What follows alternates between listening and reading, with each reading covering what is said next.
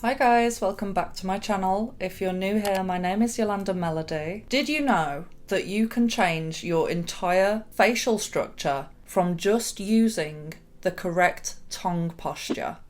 I should have done this video 2 years ago. I honestly think this information is so important. This practice is called mewing, and I have been obsessed with this for a very long time, and I honestly can't believe that I'm only just filming a video about this. I really do feel like everyone needs to know this. Now, if you've never heard of mewing before, you're probably thinking, what do you mean by correct tongue posture?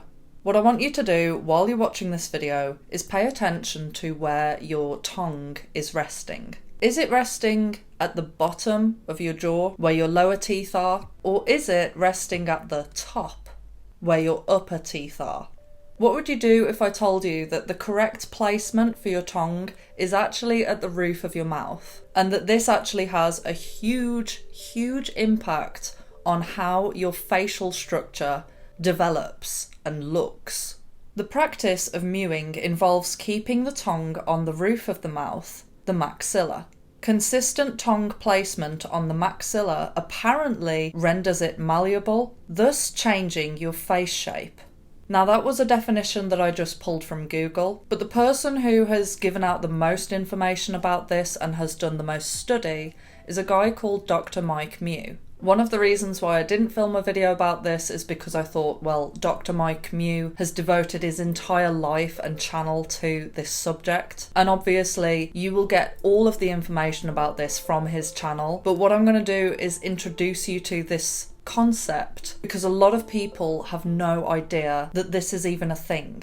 And I honestly think it's tragic that this information exists. The studies have been shown. There are case studies about this, and dentists and orthodontists do not want you to know this information. So much so that Dr. Mike Mew is actually under a legal battle over this, because this is such a game changer. So let me back up a bit. So as I stated just, your facial structure is heavily determined by your tongue placement and your tongue posture. Those of you that have been following me for a while know that I do facial exercises because I believe that we actually have a lot more control over how we look than what we think. But I do believe that mewing has contributed largely to my facial structure improving massively over the years. If a person is mewing from an early age and their tongue posture is up on the roof of their mouth where it's supposed to be, this will mean that they'll be breathing through their nose instead of breathing through their mouth. And by placing the tongue on the roof of the mouth, what it's actually doing is it's spreading out the maxilla, which is the upper part of your jaw here. What this does is it not only prevents overcrowding because you're spreading the maxilla out, but it's also supporting all of the upper muscles. So your cheekbones are getting higher, the eyes will be lifted, everything that is up here is being supported by the tongue. In addition to this, it helps to develop a good jawline that's defined.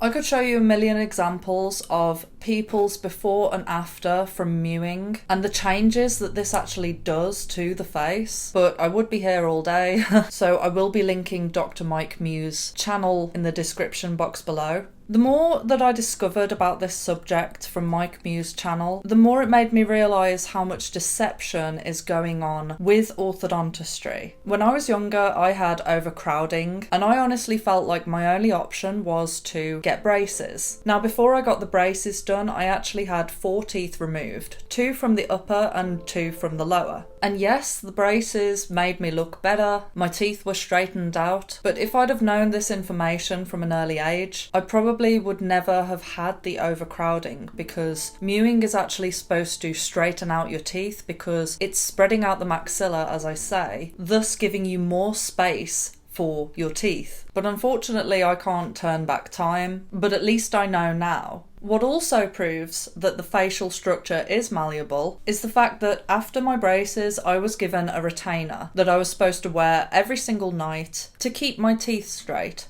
When I started mewing and learning about this, obviously I wanted to stretch out my maxilla, and I knew that having a retainer was going to stop any progression, because as I'm trying to stretch it out, the retainer is trying to retain the same shape. Years later, I cannot put my retainer back in. And my teeth haven't got crooked, but my maxilla has literally spread out. I also personally feel that my jawline has got better since I've been mewing, and in general I just feel like my face is more lifted. Now, some people say that after the age of 25 it's a lot more difficult to get the results from mewing, but I don't think people should be discouraged from it. I believe that the body can adapt to so many things, and it's better to start today than never.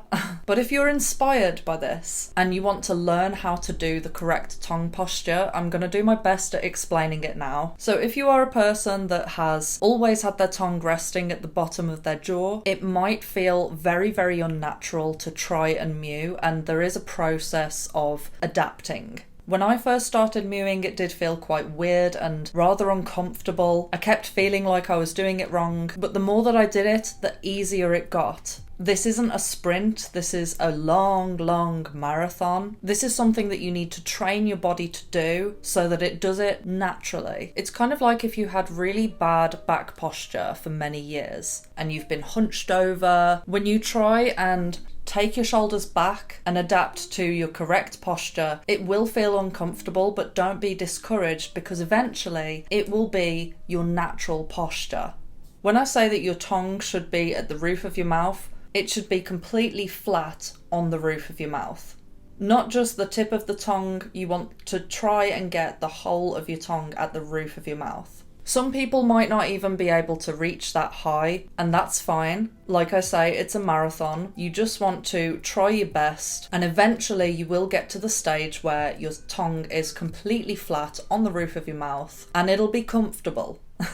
It will get comfortable if you do it enough. There are many techniques on how to prompt this posture. So one is to swallow. When you swallow and it gets to the point where there's almost like a suction on the back of your tongue up to the roof of your mouth, that's kind of where you want it to stay. Some people have found that they can't breathe very well through their nose. Now, if you have a medical condition where you literally cannot breathe through your nose, then you might have to do a little bit of your own research on how to get around that. I don't want to turn around and say, oh, you can't mew, because I do believe that there's always a way around it. But I will just put it this way. If you absolutely can't breathe through your nose, you won't be able to mew correctly, because the whole aim is to not breathe through the mouth. I'm going to put up some side profiles of the difference between when you're not mewing versus when you are, just to show you the difference of what it does immediately to your jawline. Another positive thing about mewing is it actually helps to prevent snoring, because you are breathing correctly as you're supposed to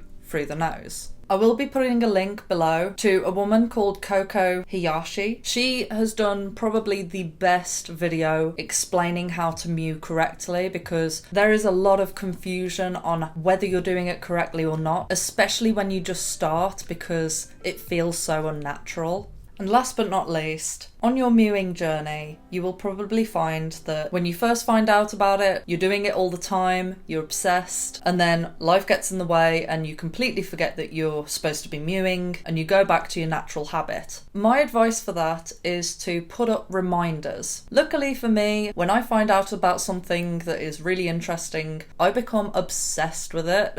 So I actually don't stop thinking about it, but for normal people who aren't obsessive, there's loads of things that you can do. You can put post-it notes on the fridge, in your bedroom, on your desk, and just put something like, are you mewing? Another thing that you can do is put a mewing reminder on your phone that goes off every few hours. Personally, I wouldn't do that because that'd get annoying. But one thing that you could do is put something related to mewing as your phone screen. So every time you pick up your phone, you are reminded to mew. That's a way of turning a really bad habit into a good one. Because if you have a smartphone, most likely you constantly pick it up throughout the day and you're constantly checking it. It's like a neurological problem that most people have nowadays, including me. And if you're an absolute freak like me, you can even get mewing merch. I actually bought this t-shirt from Dr. Mike Mew's merch. He actually has a whole selection of hoodies and t-shirts. I personally like the design. I think it fits with my aesthetic very well. But also when you wear the t-shirt, it not only reminds you, but it also prompts a question with other people where they're like, what's mewing? And to some people it might sound like it's just about vanity, but I genuinely believe that mewing is about health as well. Sometimes I do have difficulty breathing through my nose, and I actually have some sinus issues sometimes which cause headaches. But sometimes I've done like a mewing exercise where I'm actually pushing at the top of the roof of my mouth, and suddenly it's like my airways open so I can actually breathe through my nose. So I don't know. I'm glad I did this video. Let me know if this is the first time that you've ever heard about mewing. Let me know if you're inspired to try it. And if you enjoyed this video, please don't forget to drop me a like, subscribe, and hit the notification bell. Love you, bye.